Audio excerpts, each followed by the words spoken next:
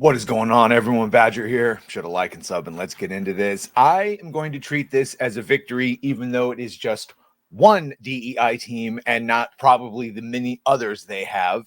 And of course, we're going to talk about this article here of Microsoft axing an entire DEI team, claiming DEI programs everywhere are no longer business critical or smart as they were in 2020. Now, I would wager and tell you right now confidently that they weren't smart, and the only reason they were critical is because ESG funding made them so. But as we've told you many stories and showed you, that funding, the BlackRock and State Street and Vanguard funding is actually going away as more and more people realize what their investment firms and just investments in general were being used for. Because, as again we pointed out, many people were not even aware that their money was being used in such a manner to push ESG agenda with DEI. So many abbreviations. So here we have this new report coming from the Business Insider, Ashley Stewart, who writes, after Microsoft laid off an internal team focused on diversity, equity, and inclusion, a team leader blasted the company for a lack of investments in these efforts. The email from the manager stated, in part, true systems change work associated with DEI programs everywhere are no longer business critical or smart as they were in 2020.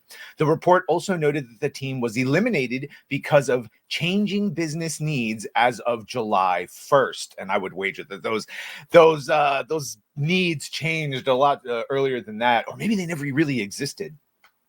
Despite the team being scrapped, Microsoft spokesperson Jeff Jones did commit the company to diversity and inclusion moving forward. Our D&I commitments remain unchanged. He added, our focus on diversity and inclusion is unwavering, and we are holding firm on our expectations, prioritizing accountability and continuing to focus on this work. And of course, this is doubling down on the original commitments they made of Gaming for Everyone product inclusion framework, which we had a lot of fun going through. This was Xbox head of Gaming for Everyone and sustainability, Katie Jo Wright, explaining the purpose of the framework. If you don't intentionally include, you will unintentionally exclude. And it's ironically, in intentionally including, they have excluded many people and turned off many people. That is how we are as human beings. There's no shame in that. If you want to include, you have to be intentional about that. No, all you have to do is make good games that make people want to play it. And here was their gross little framework that it had to. So anytime you were developing any of your games, you had to ask yourself things like, am I reinforcing negative gender stereotypes? Am I unnecessarily introducing gender and gender barriers into coder design? Are you creating playable female characters that are equal in skill and ability to their male players, even if there's no reason for that, or their male peers?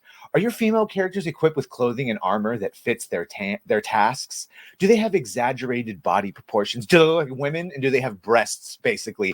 And you can see that this line of thinking is exactly what's gone into some of the female video game characters that we've been seeing recently. And this is also why I would be remiss if I didn't point out that they don't really need the DEI teams, as the infection has sort of set in. You don't need a specific team pushing DEI if every single person that you've hired is already infused with it.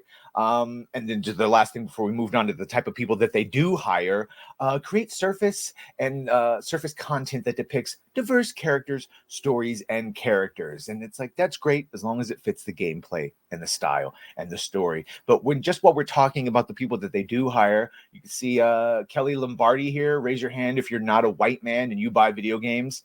No hate to white dudes, just another day in the gaming industry that minorities have to fight to prove they exist. No, you don't. No one gives a shit. All you have to do is play the game and you're a gamer. We don't care if you're male or gender. Here's just Madam Savi here says, why'd you feel the need to phrase the tweet like this? Why can't you just say, raise your hand if you like games? Are you aware the largest demographic of gamers is Asian, not white men? What fight is happening today? Oh, and I remember this one. This was back when she said this. Are you aware that the largest demographic of gamers is Asian, not white men? That's when we were told that Asians are seen as white adjacent under DEI culture. So sorry, Asians, you are just white people now. Same with Jews. You're just white people now, according to DEI culture. Yeah. Make that make sense. And then, of course, while they didn't do it the whole month, they did the obligatory Happy Pride Month as they do. And again, this year we saw much lower instances of that, and some not even changing their names at all.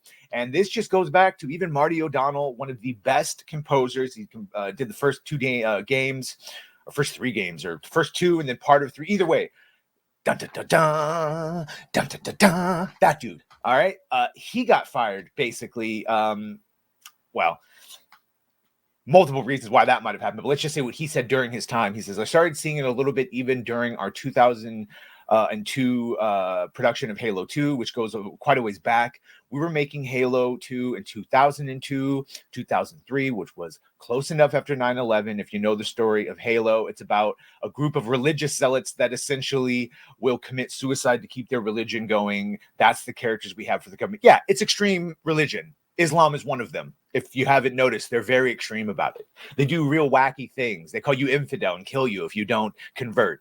That's what the Covenant is. Yes, based on and inspired by those fun little extremist religions. He then shared that started making Microsoft a little bit nervous because they felt like there could be some backlash from the Muslim community. Yeah, that was a big thing back there. Now they don't give a shit about that. You can, no. Now there's other groups that they're worried about offending. So I'm still going to take it as at least a partial victory that there's an entire DEI team that is no longer DEIing it up. So take the little victories while keeping your eyes on the big ones. Get woke, go broke is a thing. They know it. We know it. You know it. It's only a matter of time. Let me know what you think of this. Make sure to like, share, and sub. If you have done that, thank you. If you're going to do that, thank you. And well, bye.